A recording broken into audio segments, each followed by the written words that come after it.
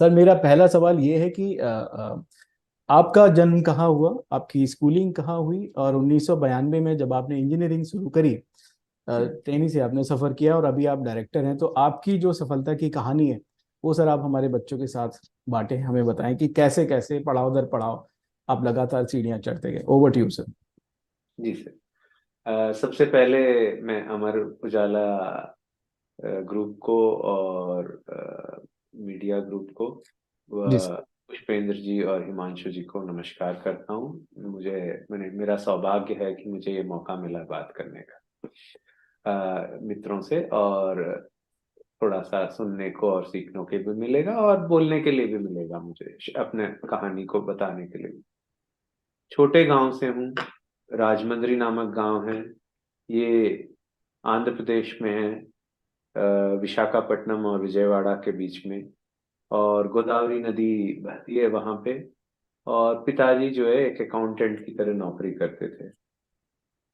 तो जब मैं बचपन में क्लास नर्सरी क्लास से लेकर के स्कूल नहीं जाता था, बहुत ज्यादा परेशानी करता था घर में, और लगभग क्लास 3 तक जो है मैं फेल होता था। मेरे टोटल मार्क्स जो है 35-40 आते थे 400-500 में से। तो इसलिए मैं यही कहूंगा कि जो है शुरू में मैंने, हालांकि 2-3 बार ये भी बोला गया कि टीचर ने कि भाई इसको लाते ही क्यों हो जब ये इतना रोता है और इतना मैंने हम सबका जो है दिमाग खराब करता है। तो ये थी शुरुआत। मगर जी। क्लास 3 में क्या हुआ, मेरे एक ट्यूशन टीचर भी लगाए थे मैंने। कोई कमी नहीं छोड़ी थी, पिताजी और माताजी ने कोई भी घर में कहीं पे भी कमी नहीं रखते हैं बच्चों के, खास करके बिल्कुल मैंने तो बिल्कुल। देखा है। तो वही चीज हम पे भी हुई थी। और एक ट्यूशन टीचर रखा गया कि ट्रैक रिकॉर्ड बहुत गलत था, गंदा था, या जो भी आप बोलेंगे उसको। मुश्किल से 40-50 मार्क मिलते थे पूरे 500 में। क्लास 3 में मैं 3 हफ्ते बीमार था, कोई चिकन पॉक्स या कोई कोई बीमारी आई थी। जब घर पे पड़ा हुआ था, अपने माताजी से पूछा कि भाई सबसे पहला स्कूटर एक पास में रहने वाले किसी के पास स्कूटर आया तो उन्हीं को क्यों आया। तो माताजी ने ये बोला कि उनको इसलिए आया क्योंकि वो इंजीनियर है। मगर वो चीज जो है दिमाग में बैठ गई। और उसके बाद में एक बस में सौभाग्य है कि जो बच्चा फेल होता था वो जो है धीरे धीरे धीरे धीरे करके क्लास 4 के आखिर तक ये हो गया कि भाई क्लास के टॉप 10-15% में पक्का आ जाता था। हालांकि बहुत बढ़िया या नामी ऐसा कोई स्कूल वूल भी नहीं था, मैं इतना मैंने वापस अपने दोस्तों और मित्रों को बताना चाहूंगा। तो उसके बाद जो है धीरे धीरे एक चीज अच्छी थी कि भाई कोई भी चीज लो उसके ऊपर जो है उसी पे फोकस करता था और कोई चीज नहीं करता था। आज भी ये एक चीज आप देखेंगे कि जैसे कोई किताब भी पढ़ रहा हूँ, मुझे समझ ही नहीं आता है, कोई आसपास से गुजर जाता है, तो एक वो कंसंट्रेशन या फोकस आप जो भी बोलेंगे जी। वो एक जरूर था। तो वो शायद जो है बहुत फायदा दे गया मुझे। और फिर मैं 10वीं किया उसके बाद 12वीं किया। तो 10वीं 12वीं में जब मैं पढ़ रहा था, घर में दिक्कत थी, सारे मेरे आसपास के लोग जो है कोचिंग वगैरह लेते थे। तब मैंने देखा कि भाई घर में थोड़ी बहुत दिक्कत है, तो मैंने बोला कोई जरूरत नहीं है मुझे कोचिंग की। और मैं जो है अपने से ही तैयारी करने लग गया। हालांकि मैं यही कहूंगा कि बहुत ऐसे लगता था कभी कभी कि यार शायद गलत चॉइस किया है। मगर वो होता है ना, जब आप धीरे धीरे पढ़ने लगते हो, 1 घंटा पढ़ लिया, 15 मिनट ब्रेक ले लिया, वापस 1 घंटा पढ़ लिया, 15 मिनट ब्रेक ले लिया, वो करते करते इंजीनियरिंग में भी एडमिशन मिल गया।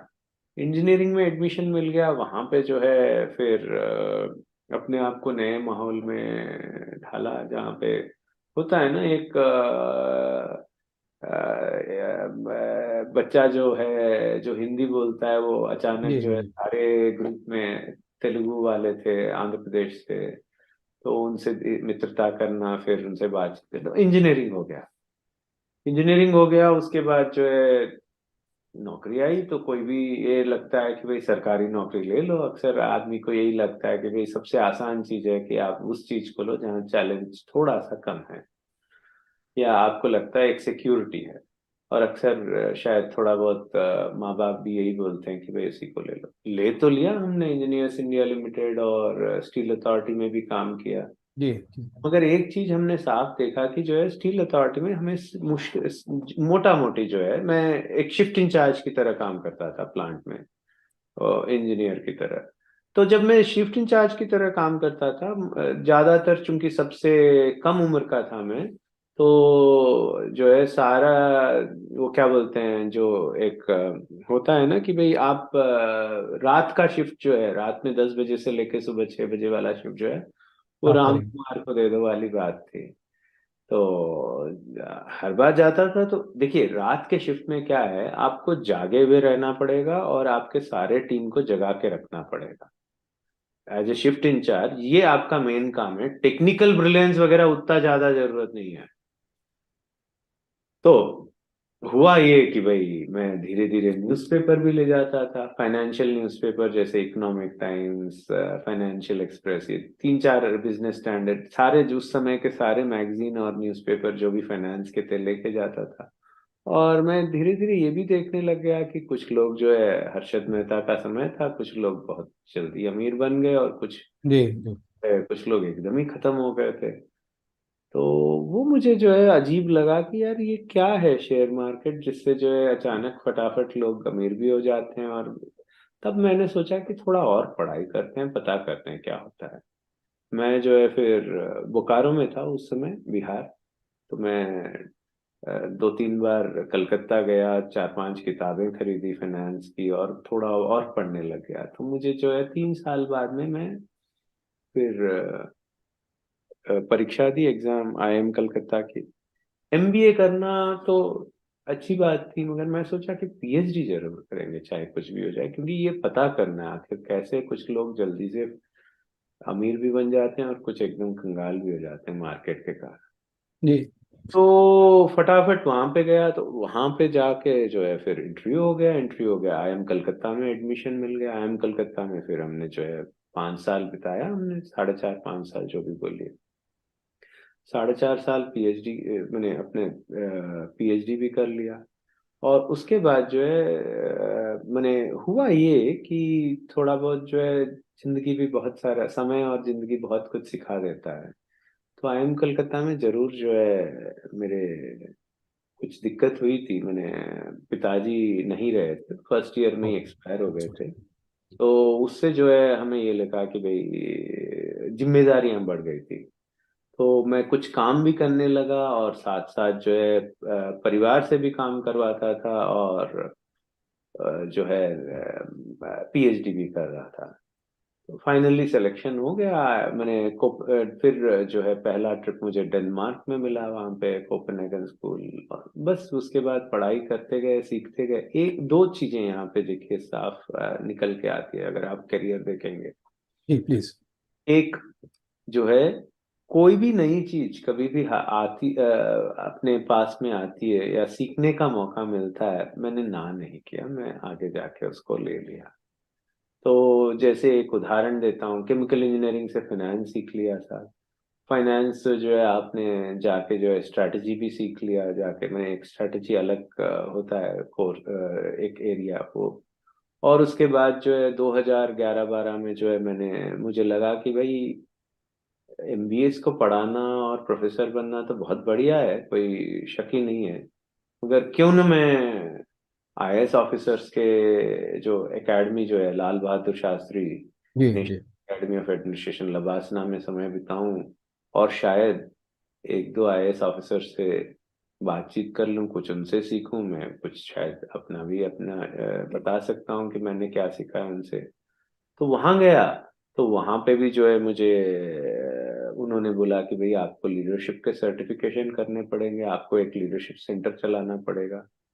तो वो भी कर लिया हमने। हमने कोचिंग का भी सर्टिफिकेशन ले लिया, हमने जो है नेगोशिएशन का भी सर्टिफिकेशन ले लिया।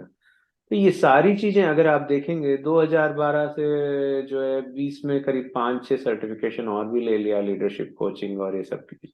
मैंने अब फाइनेंस भी छोड़ दिया, स्ट्रैटेजी भी छोड़ दिया, और जो है एक नया जो है सब्जेक्ट लेके सीखने लग गए। तो मना नहीं किया, सीखते गया एक। और दूसरा जो मैंने शुरू में बोला, फोकस एंड कंसंट्रेशन।